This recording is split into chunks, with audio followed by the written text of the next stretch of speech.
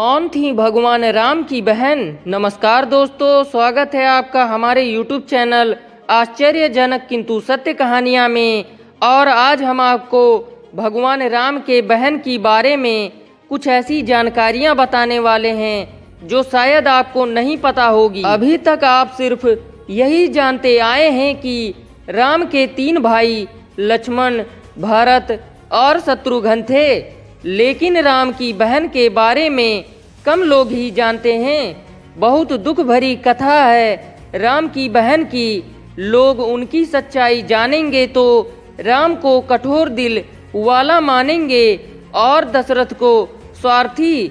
आओ जानते हैं कि राम की यह बहन कौन थी। दक्षिण भारत की रामायण के अनुसार राम की बहन का नाम शांता था, जो चारों भाइयों से बड़ी थीं।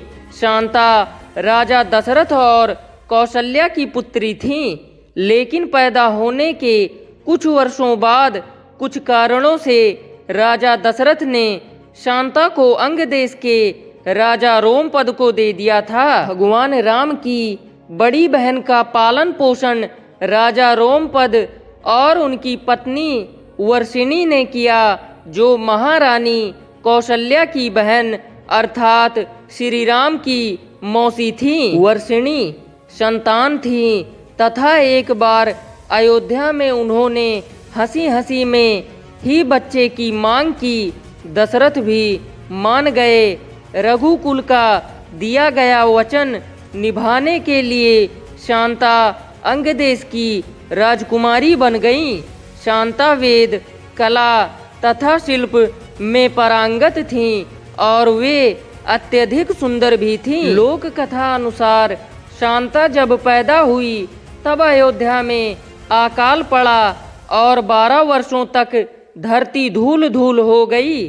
चिंतित राजा को सलाह दी गई कि उनकी पुत्री शांता ही अकाल का कारण है। राजा दशरथ ने अकाल दूर करने के लिए अपनी पुत्री शांता को वर्षिणी को दान कर दिया। उसके बाद शांता कभी अयोध्या नहीं आई। कहते हैं कि दशरथ उसे अयोध्या बुलाने से डरते थे, इसलिए कि कहीं फिर से अकाल ना पड़ जाए। कुछ लोग मानते थे कि राजा दशरथ ने शांता को सिर्फ इसलिए गोद दे दिया था क्योंकि वह लड़की होने की वजह से उनकी उत्तराधिकारिका नहीं बन सकती थी। शांता का विवाह महर्षि विभांडक के पुत्र श्रृंग ऋषि से हुआ। एक दिन जब विभांडक नदी में स्नान कर रहे थे, तब नदी में ही उनका वीर्यपात हो गया। उस जल को एक हिरणी ने पी लिया था, जिसके फलस्वरूप श्रृंग ऋषि का जन्म हुआ था। एक बार ब्रह्मा अपने क्षेत्र में फसल की पैदावार के लिए मदद करने के लिए राजा रोमपद के पास गए, तो राजा ने उसकी बात पर ध्यान नहीं दिया। अपने भक्त की बेइज्जती पर गुस्साए इंद्रदेव ने बारिश नहीं होने दी, जिस वजह से सूखा पड़ गया।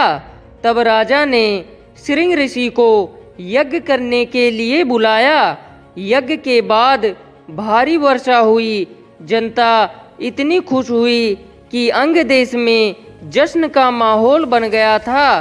तभी वर्षिणी और रोमपद ने अपनी गोद ली हुई बेटी शांता का हाथ श्रृंग ऋषि को देने का फैसला किया। दोस्तों, आपको यह वीडियो कैसा लगा नीचे कमेंट करके बताएं और ऐसे ही जानकारियों के लिए चैनल को सब्सक्राइब करें।